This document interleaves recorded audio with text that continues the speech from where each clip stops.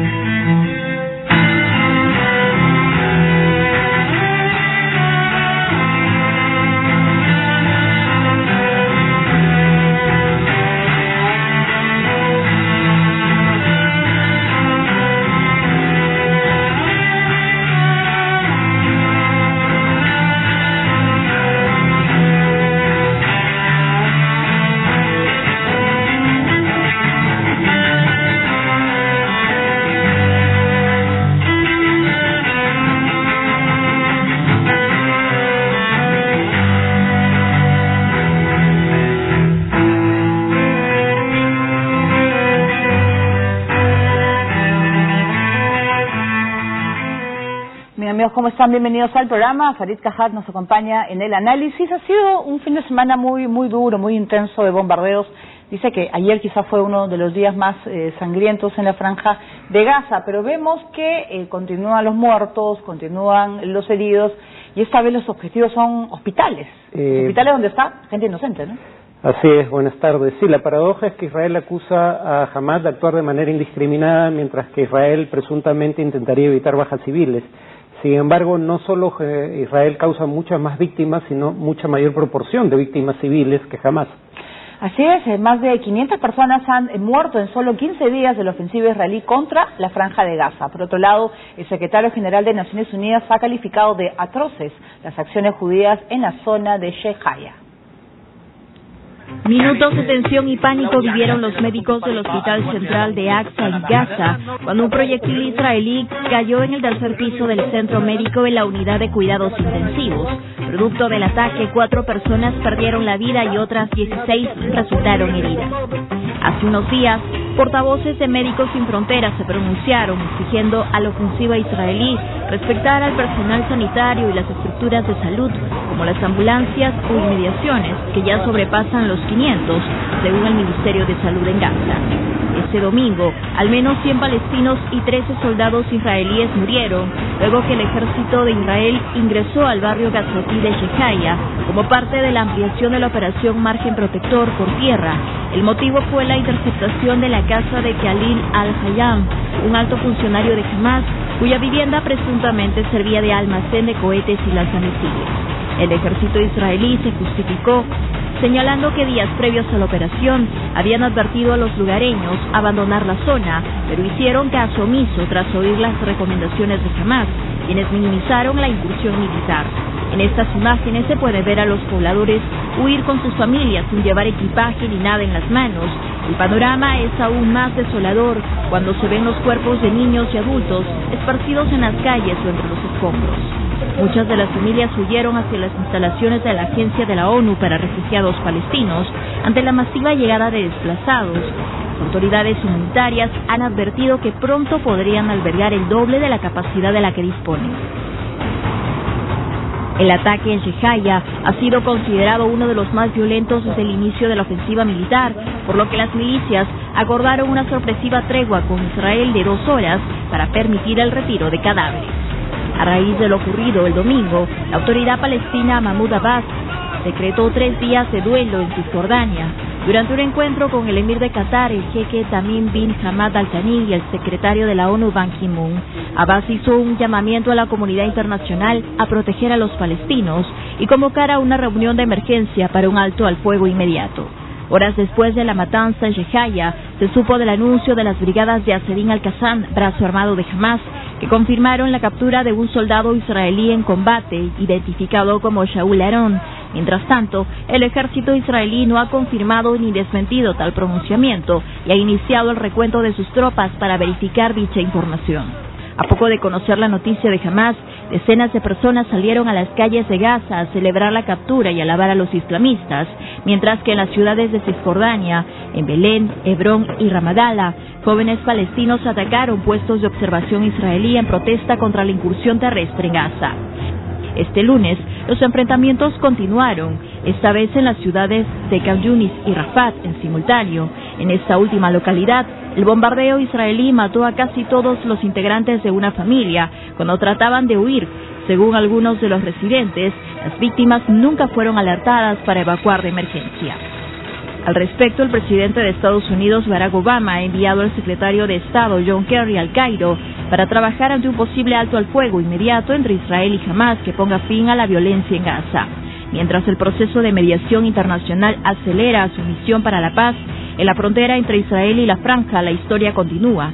Esta vez el ejército israelí abatió a 15 milicianos de Hamas, quienes intentaron ingresar al territorio israelí, intensificándose de esta forma la espiral de violencia que parece nunca acabar.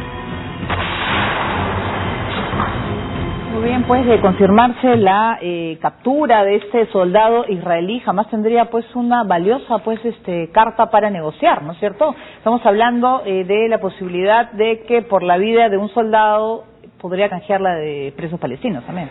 Sí, la última vez que Hamas logró capturar un soldado israelí, Gilad Shalit, Israel estuvo dispuesto a liberar casi 1 millar de presos palestinos a cambio de su liberación. Claro, algunos dicen que precisamente ese fue un mal antecedente que creó incentivos para que Hamas intente capturar nuevos soldados israelíes y que por esa razón no se debería volver a repetir la experiencia. Yo presumo, sin embargo, que efectivamente Israel va a tratar de buscar una negociación. Además, la negociación aquí es relativamente fácil, porque Israel en la última incursión en Cisjordania, antes de esta incursión en Gaza, había recapturado aproximadamente la mitad de los presos de Hamas que había liberado a cambio del soldado Shalit. Lo que pide ahora Hamas es que se vuelva a poner en libertad a aquellas personas que ya habían sido liberadas en el canje anterior. Pero realmente ha logrado Israel sus objetivos, porque vemos que la ofensiva ha aumentado, que los objetivos según ellos son los túneles que comunican la franja con Israel. Realmente se ha logrado, porque que sepamos no hay ninguno de los líderes de Hamas que haya resultado herido en estas incursiones. Realmente se está logrando, porque lamentablemente la gran mayoría de víctimas son civiles. Sí, y según Naciones Unidas, la Oficina de Coordinación para Asuntos Humanitarios, más del 70% de las víctimas son civiles, y esto no es producto de un error al intentar atacar blancos militares, sino producto de ataques deliberados contra objetivos civiles, ¿no? Repito, esa es información de Naciones Unidas. En cuanto a los objetivos de Israel, a diferencia de 2008-2009, en que Israel intentó deliberadamente destruir el poderío militar de Hamas, en esta ocasión Israel está buscando, objetivos más acotados, ¿no? En primer lugar, efectivamente, impedir el ingreso a través de túneles a territorio israelí por parte de milicianos de Hamas, por un lado, y por otro lado, degradar, pero no acabar con los arsenales, el poderío militar en general de Hamas, en particular los arsenales de cohetes con los que está atacando territorio israelí. John Kerry ya está, ya debe estar en el Medio Oriente, porque va a intentar mediar en este tema. ¿Realmente están las condiciones? ¿Egipto realmente puede ayudar? Bueno, un programa anterior yo decía que yo dudaba de que Egipto lanzara una iniciativa de mediación sin haber consultado previamente a las partes, y en ese sentido pensaba que si lo hacía era porque tenía la anuencia de las partes. Resultó que el gobierno egipcio jamás consultó con el grupo Hamás respecto al tema, ni siquiera sobre los términos de la iniciativa. Cuando Hamás se entera, dice que bajo esos términos no la acepta, pero que modificándola podía ser aceptable. Acá hay dos cosas que son claves. Para Hamás lo fundamental es que este no sea un cese al fuego que mantenga el cerco sobre Gaza, que está generando incluso problemas de desnutrición infantil por falta de ingreso suficiente de alimentos. Y del lado israelí, digamos, está la idea de que una apertura de los pasos fronterizos no debería ser utilizada por Hamás para rearmarse, y en ese sentido tendría que haber una fuerza militar de una tercera parte. Israel dice que sea estadounidense, o plantea la posibilidad de que sea estadounidense o tal vez incluso egipcia. Hamás plantea la posibilidad de que sean fuerzas de Naciones Unidas, que garantice que si se reabren los pasos fronterizos sea para el ingreso de bienes civiles, no de armamento. El tema es que algunos creen que eso incluso no sería aceptable para Israel, en tanto Israel utiliza, el impedir el ingreso de implementos civiles para uso civil como un mecanismo de presión sobre Hamás, en el sentido de que si la población sufre las consecuencias del gobierno de Hamás, esa población eventualmente se tornaría contra Hamás, pero eso no parece haber ocurrido. Es que lo que pasa es que lo que se necesitaría urgente es una tregua que realmente con mayor tiempo que esas 5 horas que se había dado, porque estamos viendo que en el caso de los hospitales están colapsando, o los atacan o no se da abasto para la cantidad de heridos. Los refugios que han instalado de manera provisional son las escuelas de Naciones Unidas, que está prácticamente desbordando de personas que están buscando refugio. O sea, mientras se llegue a un acuerdo o a una solución, ayudar a la gente civil.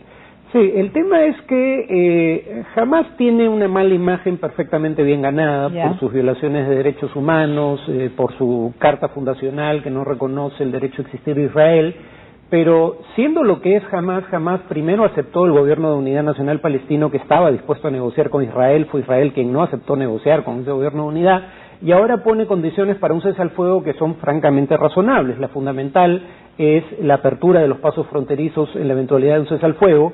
El otro pedido importante es que Israel libere a los cientos de presos de Hamás que ha vuelto a capturar y que había liberado en un canje anterior, como mencionamos en un inicio. Entonces, esas condiciones parecen perfectamente aceptables. El tema es que Israel no pone su propia serie de condiciones. Lo único que pide Israel es que jamás deje de lanzar cohetes, pero no dice que está dispuesto a hacer a cambio de que se detengan las acciones de Hamás. Muy bien, así es. Lo que está sucediendo en la franja de Gaza ha hecho que miles de ciudadanos de diversas partes del mundo